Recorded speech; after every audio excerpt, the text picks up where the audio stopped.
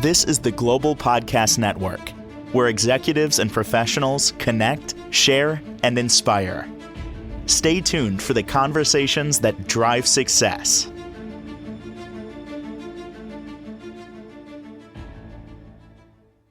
This gentleman here is so much more than what we've been talking about in getting together with him.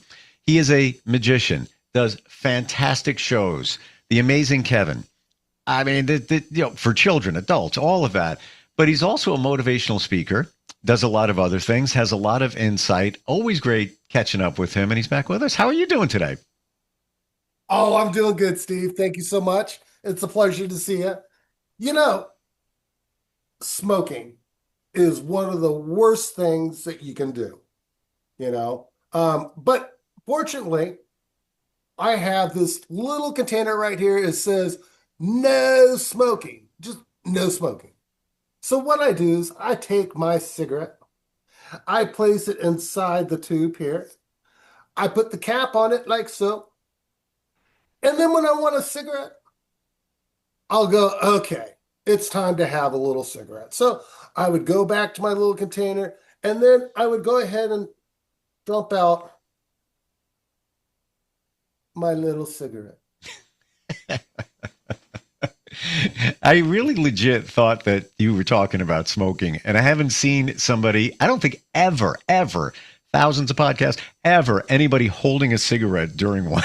And then I thought we were going to talk about health. So I was going to say, well, sitting is the new smoking. Hello, I'm over here. That's hysterical. It always looks like a matchstick. Yeah, it was. It just shortens it and makes you not want to do it. Yeah. So that was my anti-smoking, don't smoke thing. Yeah, thank you for that. Promote your health, okay? All right, Steve, as we were talking earlier, AI, the Gemini, the ChatGPT, the other multi-AI platforms that everybody can go out and use and rewrite their programs and create bots to reorganize and help do the promoting. It is very important. Okay, it is an essential tool. You don't sit down. You don't stay on the sidelines and go, "Oh, I'll never use it." You'll get buried. And this is something that you should have been doing years ago. Years ago. So I was fortunate and very thankful, thank you God, that I got a lead yesterday for 3 shows. And I sent them I use ChatGPT, I use the information I have and the scriptings and I threw it into it. Yes, I pay more to use all those platforms. I use Gemini, I use Gork, I use them all. I pay one price to get like 3,000 different tools, whether you name it. It pretty much is in there. It's about $15 a month. I find it very worth it. I don't think $15 is going to break your bank. Right. For what you get. I mean, but you got to use it. It's like a gym membership. You got to go to the gym, else you're just wasting and pissing money away. Truth. Yeah. But back to the heart of it, using the AI and sending the emails. That lead turned into 5 shows. 5. What a home run! 5 shows, and wow. and we're talking. I'm starting to run out of summer space. I'm starting to run out of dates for shows that I can do for the summer. Thank you, God. Thank you, Lord. I'm humble and grateful and appreciative. But so here's the thing. Some people go in and they go for the kill. They slaughter the cow. They take the cow for all it's worth and don't realize that if they just milk the cow, it will feed them for years. And then analogies being that, hey, let's go in, I'm going to charge you, $4,000 or whatever it is, an outrageous price. And they're like, okay, yeah, we're in a bad spot. we have to do it because, we're running out of time. And then they do the gig, but they don't get called back to come back and do that gig again because they took it at a higher overrated price. Mm. Now, don't get me wrong, but the work that I do, and when I do it, I'm looking at creating repeat clients. And the majority of repeat clients that I've done was based on price. And I've kept my prices for them at a reasonable rate. And as times get a little bit harder, or it costs just a little, yes, I do mark up a little bit, but I'm not jumping hundreds of thousands of dollars. A daycare show. Some people charge $400 or $500 to do an after school show. And depending on jurisdiction, your county, it will really determine if that's what you're getting. Some counties, you're looking at $200, and if you're out in the not say out in the Midwest, but or mid, it doesn't matter. It's the county that has the money. Mm. Okay, and okay, so I charge one daycare, one after school program. I was charging $325, and she knew how far of a drive I was doing to come down to do the show. I did the show for her for 2 years, and in the second year, she goes, "You need to charge me more money."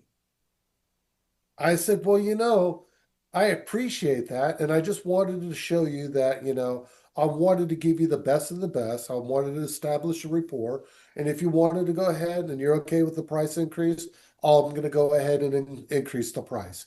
So I increased the price an additional $100, but it turned out to be an extra $100, two more shows. So But I let's look at that for a moment, because I feel, myself included, many of us do that, where we undervalue ourselves for many different reasons. Maybe, and I'm going very broad here, but we might feel we're not good enough, or we feel we don't want to scare business away. So let me just lower the price a little bit. But a lot of times people will do that and lose the business because others will look at it and say, "Oh, that's not cheap. It can't be good. They can't be good, no matter what it is." Well, and I agree. That's so true. It's like, "Oh my, you're the cheapest of the cheap. You must, we want the best of the best." I'm like, "Okay, well, if you're not satisfied with this price with, you know, dual bookings, I would be more than happy to give you the actual true billing price." And I gave her the true billing price of what I would what she asked me the first time I was there. She goes, "Well, how much does it normally cost for you to come down here and do a show?" And I said $600 a show. And Mm, she just looked at me. She was like, "What?" I said, I'm just breaking into your market. mm, So for me to come in and do this for this couple times. So even after doing the shows for them, their kids went home, told their mom, Mom, we want the amazing Kevin." And next thing you know it, I got another lead. I got another show. I have just made more money based on the show that I did at the school mm. because the parents outside are now hiring me. So, where is the win? The win is at the marketing of the show, to be in front of all those kids, to drive home who you are, to create engagement, to make them like, I think this would be awesome. Please, mom or dad. Normally it's moms that are doing the birthdays. Hmm. Let's be honest. Yeah, yeah. Okay. Moms are up at 2 in the morning on their computer going, "Who the fuck am I going to hire? What am I going to, oh my God, what am I going to do? What am I going to do? What am I going to do?" And so they send off these emails, and there are times that I've woken up at 2 in the morning and I've flipped my phone over and went, "Oh, okay." And I've actually answered emails at 2 in the morning. It doesn't matter to me. I'd rather be sleeping, but then again, early bird gets the worm. Well, it also shows that you're accountable, available, and that goes a great distance And I believe too that today's it's kind of funny because we're talking about something here that is the opposite of AI and digital and impersonal. So yeah, we harness the power of AI and everything going on there. People don't talk, they text, it's all digital. But now you have a touch point where you're actually connecting with people, talking on the phone, returning an email in the middle of the night. I really feel we're gonna start going the other way where we're gonna start craving that human connection because everything is so impersonal and you're doing it. Plus blending AI when needed. Well, so you really do have to blend yourself in with the AI in itself, not become AI, like a data, Star Trek Next Generation. Just had to say. But you have to be personable. You have to show humanize characteristics. You have to be human to people. People want it. Yeah. I mean, I again, I've used AI for different things. Here's another thing about doing business as a magician or an entertainer or a juggler or a clown, you name it. Insurance. You got to keep coverage. You never know what might happen. Mm. You may end up being in a show and jugglers. We'll use jugglers, and they're juggling chainsaws, and one hits the stage floor and puts a big, huge gouge on the floor, you know, uh, or they drop heavy, bowling pins, in their juggling aspect, and it dings the floor out. Well, insurance, because Mm. if you don't have it, that liability factor can be very expensive. It can break you, Do bankrupt you you, ever put you out. partner with others? Like, let's say you do a comedy show, not a comedy show, a magic show, and bring in, somebody that does something else, like a juggler or whatever. Have you done that? I brought in costume characters. Oh, okay. I brought in Spider-Man and Elsa and Captain America and Wonder Woman and all these wonderful costume characters. But the thing is, when it comes to marketing, you can't say, "Hey, come see Spider-Man. Hey, come see Wonder Woman. Right. Here, come see Elsa," and so forth, because copyright infringement. Do you You remember know, back in the day with Barney, and when that was big, and it was known as come see the big purple dinosaur, just to get around yes. it. Same thing with you can't legally you can't say Super Bowl. That's trademarked. You can't say that. You need to say the big game. Really? Yeah, Truth. see, I didn't really think that was a trade It that was a is. trademark I mean, to people say use it Super and Bowl. do it, but in let's say you're doing something at a bar or restaurant or something like that, it could bite you in the butt if you present it as that and somebody Wow. calls you out. So a lot of times, if you look, they just say, "Yeah, come on down. We have specials for the big game on Sunday and whatever it might be." Yeah, the same thing you're talking about here with The, Spider-Man and Elsa. well, and that's man, Disney's really hardcore on it too, man. Oh yeah, They got Disney people that are out there looking just for somebody who said, "Hey, come see Mickey Mouse." the character cops. Yes, yes, and they will shut you down. Yeah. And but again, moving back on to using AI and booking and creating relationships between people. Weather. We're going to tack on one more thing. Sorry. Oh, so much, so many thoughts all at once, stuttering it out to get it to the right point. Mm. Um, it just went, Steve. You had something and it just vaporized. It just weather. I'm going to go back to the weather one that was throwing me out. So a lot of magicians have, or entertainers, or anybody in the industry, weather conditions are horrible. If it snows really bad, it rains really bad, power goes out, stuff like that. Always have a backup plan. With my clients, if they say, hey, let's reschedule, we'll push it out to the next week or the next available spot on the calendar for it. This past weekend, when we had so much snow that turned to ice, it just kind of locked everything up. This coming weekend, we're projected to have some more snow again. So safety first, Mm. because without you, it doesn't matter. You won't make any money if you're not there. Okay. And then the second one is if you get there and you're the only one there, there's nobody else there. What's going on? People are Mm. not going to want to pay you if nobody shows up. I mean, contract wise, I'm on the small end. I'm on the small end. The bigger guys, they're like, yeah, well, it doesn't matter. It's your problem, not mine. Pay me, which can add bitter relationships. Um, Yeah, I get you on that. That's the difference here. You have heart. You care. All right, so somebody books something, but then hellacious weather comes in, whether it's in the winter or summer. Um, People aren't going to be showing up. So I would imagine I that you would pivot and make a change there based on. Hey, listen, a customer could say,